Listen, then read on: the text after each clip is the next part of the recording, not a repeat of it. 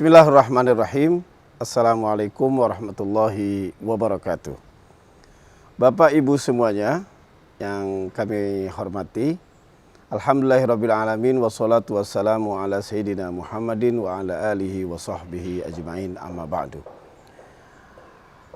Bapak Ibu semuanya, kalau orang tua yang bijak atau seorang dokter yang bijak, ketika anaknya ingin diimunisasi, pasti seorang dokter akan memanggil anaknya dengan panggilan yang sangat manja.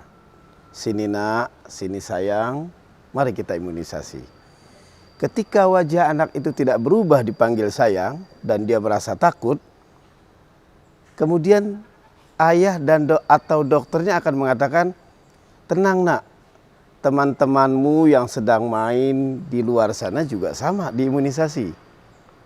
Nanti kalau setelah diimunisasi, kamu bakal sehat dan bisa bermain lagi, apapun penyakit tidak mungkin bisa akan hinggap di tubuh kamu.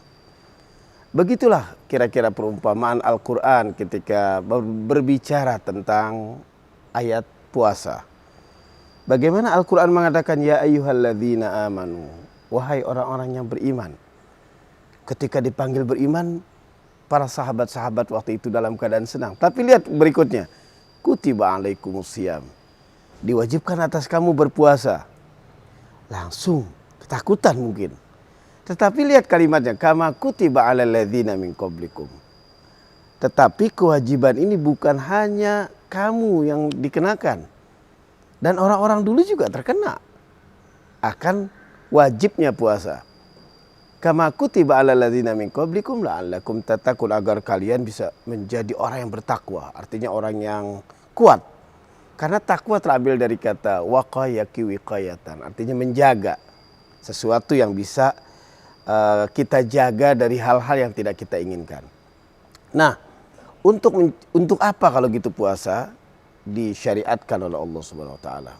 Tujuannya adalah untuk meningkatkan derajat kita yang tadinya biasa menjadi lebih tinggi. Yang dari kualitas beriman menjadi kualitas bertakwa.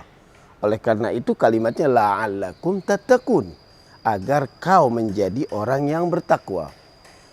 Untuk menjadi orang yang bertakwa, tentunya kita memiliki derajat yang lebih tinggi daripada orang-orang yang beriman.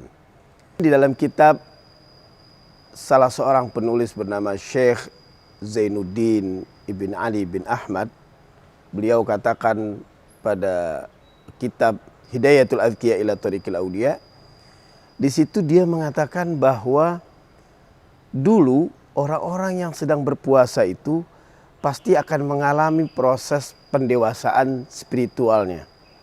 Contoh, diceritakan dalam buku-buku seperti Muhammad Taqi Falsafi, ada buku yang berjudul At-Tiflu Bainal Wiratha wat Tarbiyah.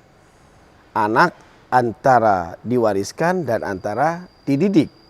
Di situ disebutkan bahwa hunaka, di sana disebutkan akan ada suatu perkembangan yang akan berubah-ubah.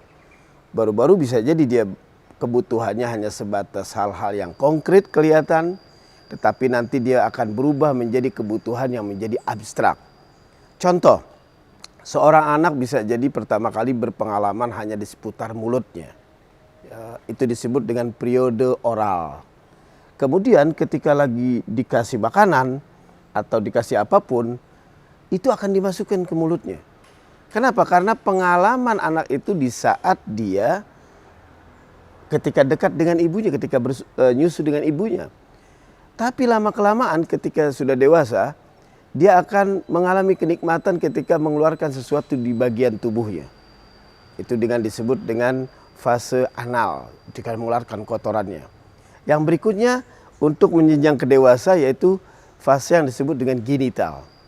Nah, ketika masuk bulan puasa, itu sebenarnya puasa secara tidak langsung mengajarkan kita untuk meninggalkan fase-fase yang disebutkan oleh para psikolog tadi, yaitu fase oral, fase anal, dan fase genital, kepada fase yang lebih abstrak.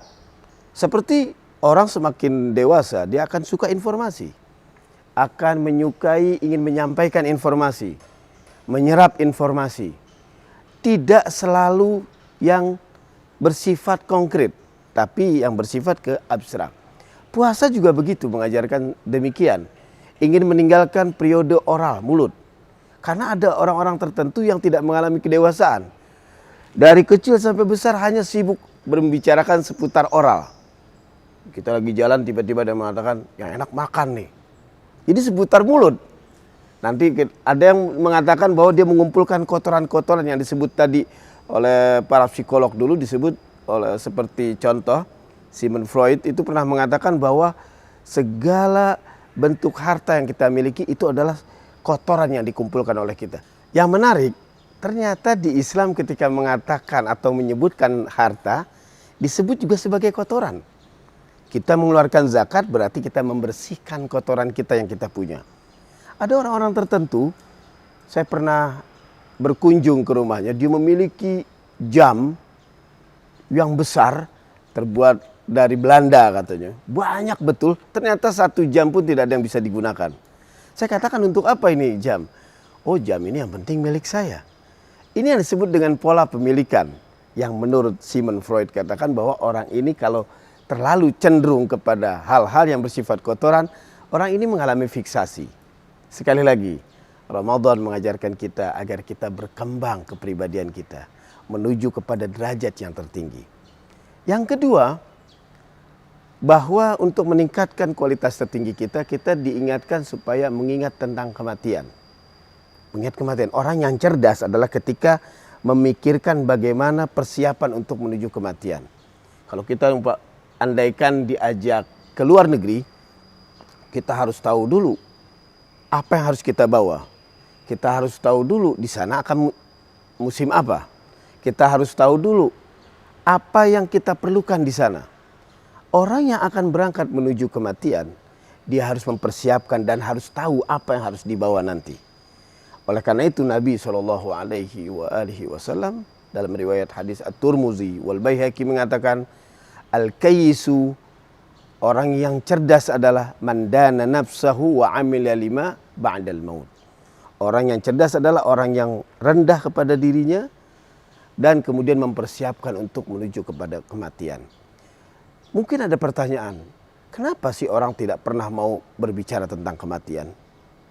Yang pertama, mungkin karena kebodohannya. Dianggap bahwa kematian itu selesai dari segala urusan. Yang kedua, bahwa kematian itu dia tidak ingin berbicara tentang kematian karena khawatir ketika dia berbicara tentang kematian, giliran dia yang nanti akan mati. Padahal tidak demikian. Padahal Al-Quran mengatakan, Nahnu qaddarna bainakumul mauta wa ma nahnu bimasbuqin.